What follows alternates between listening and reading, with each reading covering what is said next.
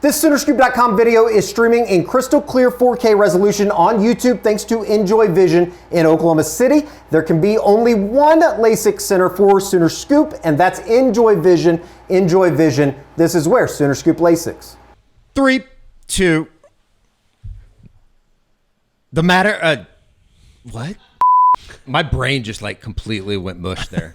Hello and welcome back. Eddie Radosovich, George Stoya here from the Soonerscoop.com studios. It is a Monday, April 21st. We will be joined by Josh McCuistion here as David Stone. The saga comes to an end, and he is returning to Norman, withdraws his name from the transfer portal on Sunday night, and plenty of visitors. A big visitor week here for Oklahoma as the transfer portal happenings, I guess we'll say, continue. Busy. Oklahoma making hosting a couple of guys here today. We'll get in with to Josh with those names.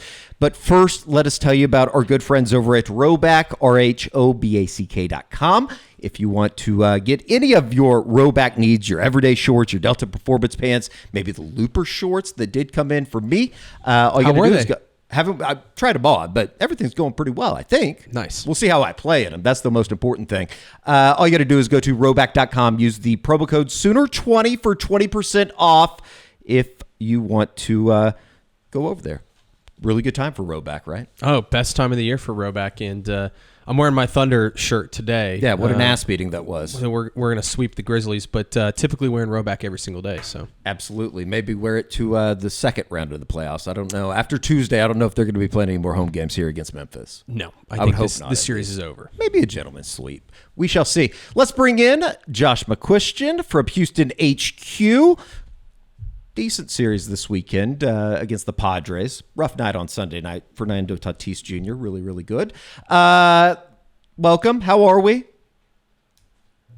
Good, guys. I feel like all the rain that was living and just hanging over you guys for about the end of last week, it rolled into Houston this morning. So that's been a challenge, getting kids to school in a pouring rain and all that kind of stuff is I get that nobody on this pod with me is going to know what we're talking about, but it's been an adventure this morning.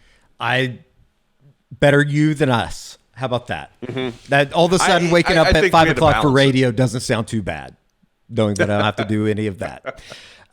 Big weekend, obviously, kind of comes to a head on Sunday night. David Stone announces that he's withdrawn his name from the transfer portal. And let's just start with you, George, just in terms of what changed from the time that we talked on Saturday morning when we did the instant reaction.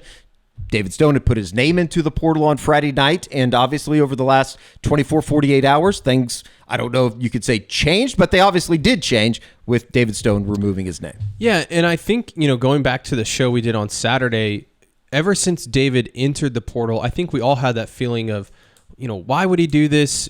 Could Oklahoma find some reconciliation? Could they figure this out? And, Josh talked a lot about that on Saturday, and we detailed how Todd Bates met with him on Saturday morning, had breakfast. It sounds like that was a very long, meeting. I think Jaden Jackson and maybe some of his other teammates met with him on Saturday, talked to him.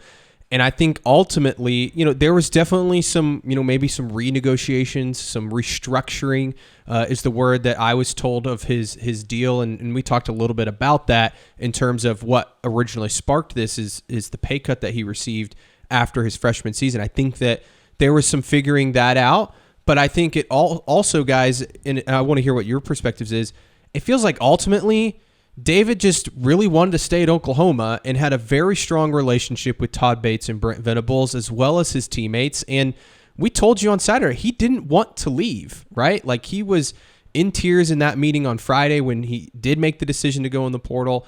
Obviously, he still was in communication with OU over the weekend.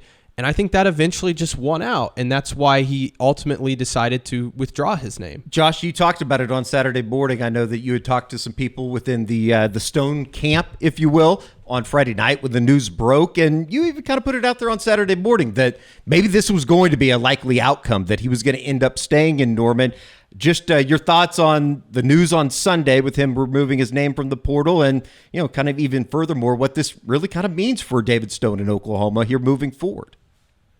Yeah, I don't know if I could call it a victory, but I should acknowledge, we kind of skirted around it a little bit on Saturday.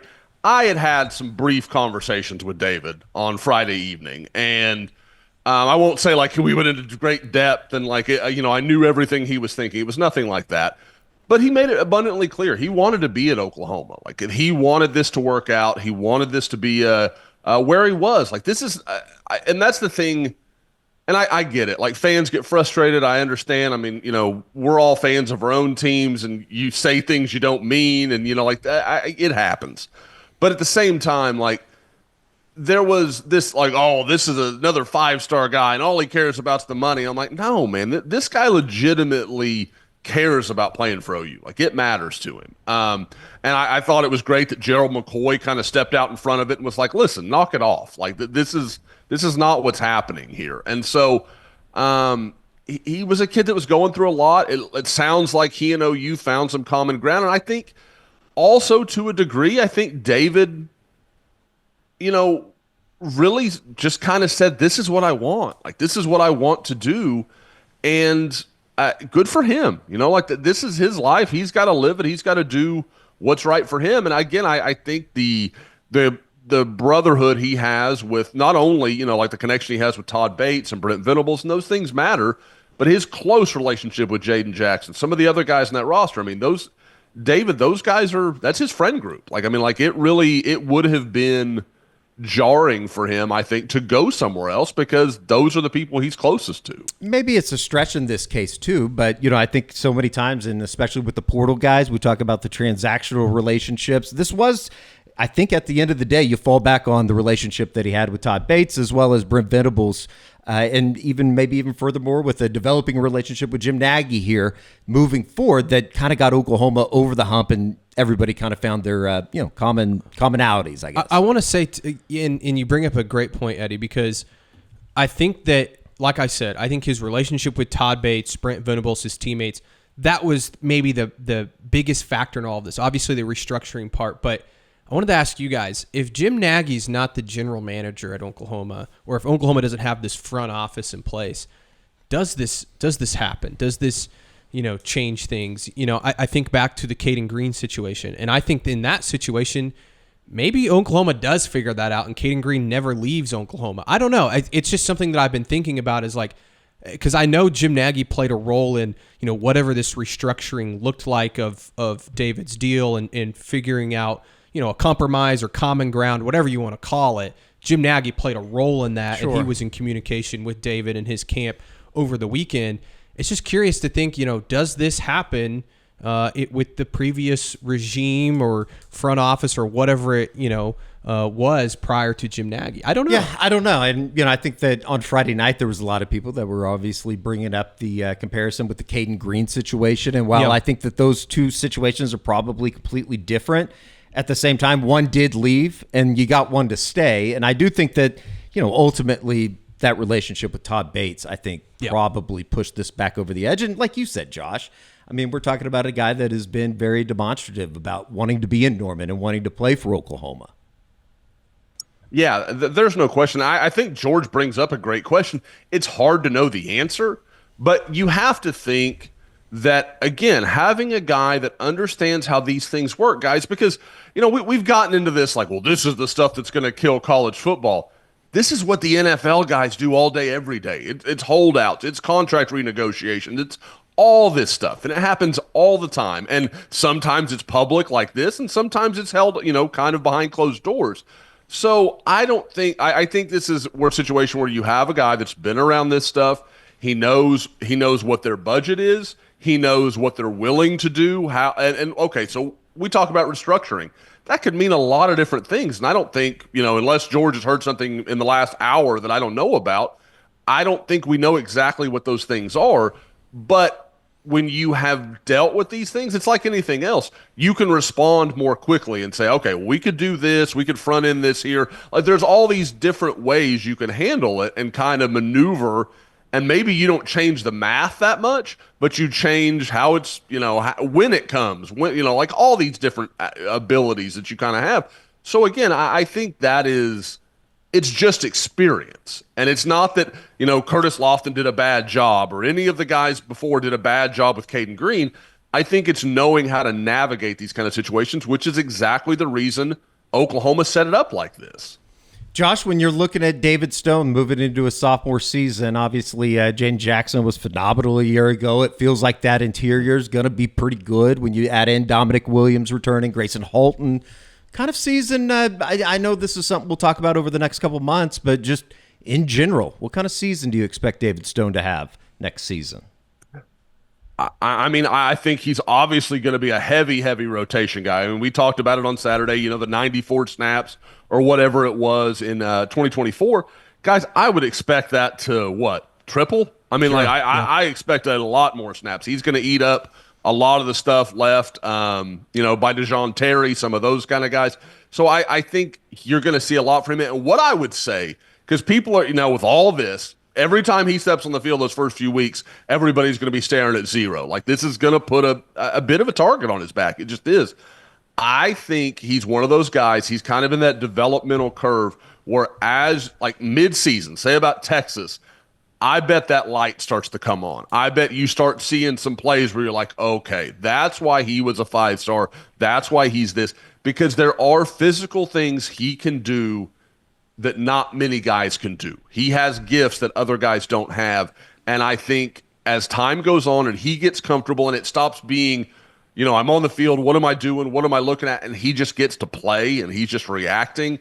I think you'll start to see David Stone start to take off. I think, too, just watching those clips, too, that we're just playing, not that he wasn't physically ready a year ago, but boy, does he look even better now. Yeah. Like, you can tell the weight difference he's put on. He looked good in those, don't get me wrong, but, going out there this spring and seeing him, he just looks, look at him now. You can tell the weight that he's put on, and I just think that will prepare him to play a lot more. It's good news. Yeah. David Stone returning to Oklahoma. A 48-hour saga that, I don't know, it just seemed like it took forever, but I think finally get to the end point. It's like, okay, everybody can breathe a little bit. There's a lot of people that are out there like, how did this happen? Did OU have to pay a lot more money? Like, why did this decision happen? Ultimately, if you're an OU fan, and I get why people want to know that, but just be happy that David Stone's back in the fold and that you didn't have to go spend a ton of money on a different guy outside the program that you just don't know. And not to say those guys outside the program aren't good players. I think the kid at Syracuse is probably a really good player. But, I think David Stone's ceiling is incredibly high. He obviously loves this school. He loves his teammates. He loves his coaches. And I think this is, I don't know if it's a win because it's a weird situation, but you should be happy no matter how it happened that David Stone is still a Sooner. No doubt. Even with that said, Oklahoma is still recruiting guys in the transfer portal from the defensive line side of things. Obviously, Jalen Stone was a name that was thrown out there at the end of last week. Southeast Missouri State defensive tackle. He's visiting Vanderbilt today. Is that correct? That is correct. And is he expected in Norman at any time? I don't think so. So okay, they wanted Jalen Stone before the whole David Stone stuff went down. I think Jalen Stone is a smart guy, and he saw what was going down in Oklahoma, and he knows that with David Stone now back in the fold, that his playing time, what Oklahoma's looking for on the defensive line is a body, is a depth piece, somebody that can maybe be, maybe work their way into being, the fifth or sixth guy in the rotation this next year, and somebody that has some years of eligibility. Look at the guys that they're recruiting. They all have, around 3 years of eligibility, Jalen Stone included. I think Jalen knows that the schools that he's looking at, Vanderbilt, Kentucky, Illinois, he's immediately a rotation guy for any of those programs. So I don't think it's as much as OU maybe likes other guys more than Jalen, as much as it is as Jalen saying, I want to go somewhere that is probably going to pay me a little bit more money. Makes sense. Right, and play a little bit more. No doubt. So one of those guys being somebody that they are hosting today, they being Oklahoma, and Good luck. Sorry. Good luck. I'm sorry. I'm gonna butcher the name. He does go by Ricky. Ricky. All right. Kid from Utah State, Ciola Ricky Lohi.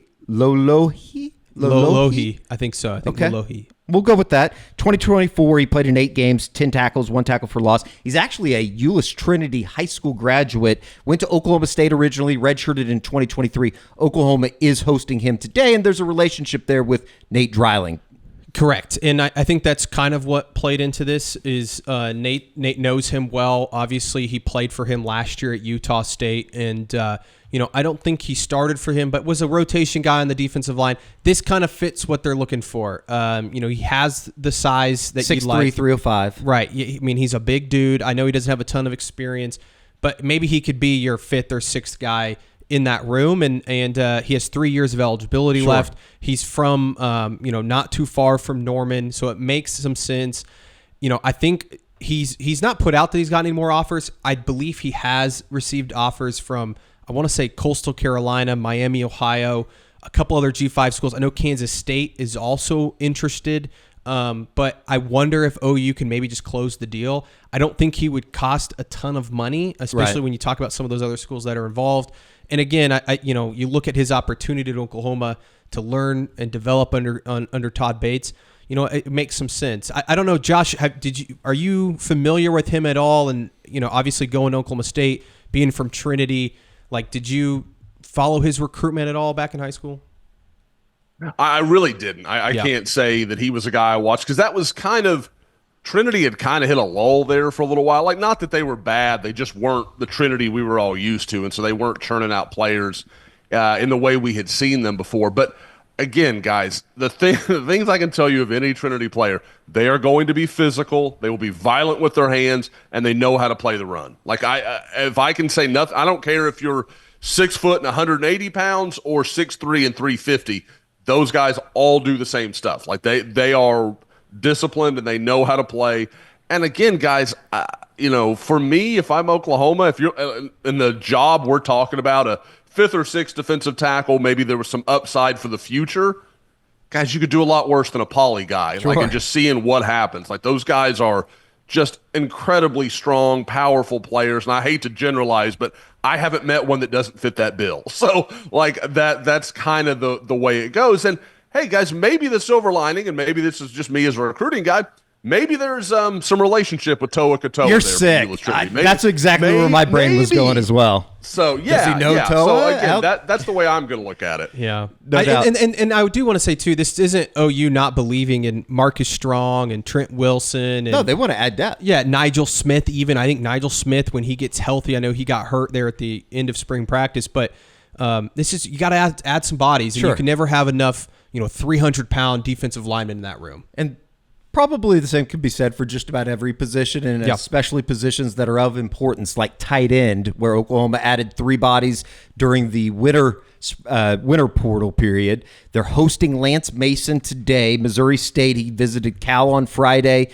He's headed up to Wisconsin on Thursday. Obviously, Wisconsin has a little bit of a hole to fill with the Kozoil kid going in and committing to Houston, but 34 catches, 590 yards, 6 touchdowns a year ago for Missouri State. Yeah, good player at that level. What does that look like in the SEC? I have no idea, but he's played a lot at the position. Obviously, was very productive. This is Oklahoma's top guy at tight end right now. They loved Jack Indress, who ended up at Texas. Obviously, he got a bag too from Texas, the tight end from Cal.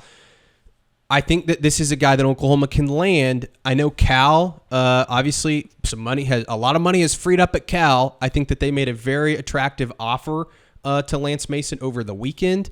Obviously, like you said, Wisconsin, they dropped a bag for Kozoil back in the winter. Mm-hmm. That money's now freed up, so they could make an attractive offer. I think Oklahoma's best pitch to Lance Mason is you could come in and be the starter for an SEC program. And that's not to say they don't, I think that they think Will Huggins, Carson Kent, Jaron Kanik, John Locke, they're nice players, but can they be difference makers? I think they look at Lance Mason, and I'm not saying he's going to, be some great player, but I think they do think that he could maybe do a little bit more than some of those guys. Sure. And maybe be a bit more dynamic. So I think that that's maybe their pitch. I just don't know, what's Lance Mason looking for. Those are 2 names that are in Norman today. Yep. Obviously, some more names to get through here as Oklahoma continues to ramp up their spring portal interest in a number of guys. You put the story out on Sunday.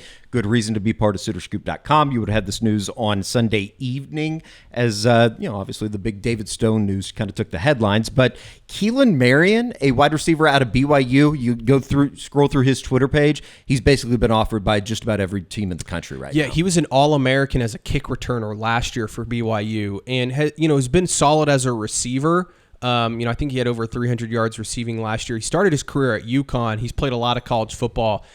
Everybody in the country wants this kid right now. I don't know where he's going to end up. I think Miami's kind of the front runner. I think they're throwing a lot of money at him. I think Texas is trying to get involved as well. They want him to be their starting kick returner. I don't think, I know Pete Nakos put up a story this morning on him a little bit. Sounds like he's scheduling visits to a lot of places, not Oklahoma. Mm-hmm. Oklahoma was one of the first big schools to offer him. I just think that he probably looks at that room because he's kind of a slot guy, I think. And you have Deion Burks, you have Isaiah Satania. Like, I think he doesn't know where he'd fit there. I also don't think Oklahoma has just a ton of money to offer a wide receiver. So I don't know how much they're going to get involved there. I think he's already scheduling some visits, and I don't think Oklahoma's on that list. Not so much in terms of production a year ago at Provo. 24 receptions, 346 yards, had a touchdown as well. But a lot of that work was done in the kick return. Yep. I think he had 2 kick returns for touchdowns, right? Damn. Well, he was All-American. Must have been pretty damn good. Yeah, he was. So I think Oklahoma would like to get him on campus, and maybe they end up, being able to. I just don't know how. I don't know how realistic that is right now. Talk about a culture shock going from Provo, Utah, and if you were to end up at Miami or something, that would need to be put on a some type of documentary. And I think I would probably watch that. Just get the Cavender twins in. Congratulations to one of them, right? Engaged. I believe Jake Ferguson. So. Yes, the Dallas Cowboys tight end. I don't know which one. All right, very good. Let's continue on kicking. That's obviously going to be another important area for Oklahoma here in the portal. You swing and miss. I guess you swing and miss, but you missed out on Mason Shipley, the Texas State kicker. He ends up at Texas in Austin. 3 names to know, right? Cade Hensley out of Coastal Carolina, Isaiah Hankins, and Noah Rulis from James Madison. Yes, so no Rulis. He's going to UCF. Okay. OU talked to him on Saturday. I think this was a deal where he already knew where he was going when he got in the portal. Sure. And so he's going to UCF, which I think I put in my notes that was kind of the front runner there. Isaiah Hankins, the former Baylor starter, I think he's getting up at South Carolina. Oklahoma's trying to get involved with him. He just went to a visit last week when OU was hosting Mason Shipley from Texas State. Hankins was at South Carolina. I think Shane Beamer's closing the deal on that. At least that's the sense in the kicking community, that he's going to end up at South Carolina. That leaves Oklahoma with Cade Hensley. I think that's going to be their number 1 target at kicker from Coastal Carolina. Honestly, he's been tough to get a hold of. I know that he has talked to the Oklahoma staff a few times. I think they want to get him in on a visit. I don't really know who else is involved here. He's been pretty silent on that kind of stuff, so I don't really know what's going to happen there, but that is the one kicker that I can confidently say Oklahoma is very interested in, and with the other 2 guys ending up elsewhere, most likely, I feel like that's who they're going to zero in on. Very interesting. 13 for 16 a year ago for Coastal Carolina. Had a long of 49, made 84% of his kicks, also had 1 blocked. Josh, just in terms of just position groups, is there anybody that has been maybe not as active as you thought they would be at a position for Oklahoma? I mean, I think corner is the one that we all kind of thought like Oklahoma's going to get involved here. Is there just not a whole lot out there? Yeah, I mean, like you look around, like this is another deal where like there are, when you look around it for players that are Oklahoma level athletes, players, stuff like that. There are guys out there, but they are going to largely be filler. And to me, if you're Oklahoma at corner, you've got guys that can play. Like, you feel pretty good about Jacoby Johnson. The odds, though, that you're going to both have the money and that there's a guy in the portal at corner that's better than Jacoby seems unlikely to me. And I can't help but think that's the decision they've made. Whereas, like, Jade Knott, okay, we expect you to come in here and help. Jake Michla, they expect him to come in there and help. Like that, like really, truly compete for a job. The defensive tackle thing, I think that's very much that's such a high traffic position. You're going to get guys beat up for a couple of weeks. If you can get a guy to, even if we're just going to hold him out of practice this week. We're going to keep him out, but we can still run practice because we've got 5 or 6 quality players. I think that's always obviously such an easy, not an easy decision to make, but it's what you want to do. But no, at corner, like you just don't see the names coming out that I think maybe Oklahoma had said, okay, if it's the right guy, okay, we'll make a run at somebody here. There's just not a lot of that. And if there are, corner is such a premier position, Oklahoma's going to have to really battle. It's kind of like the Indries kid that George was talking about from Cal. Sure, they love that kid. They'd love to have him.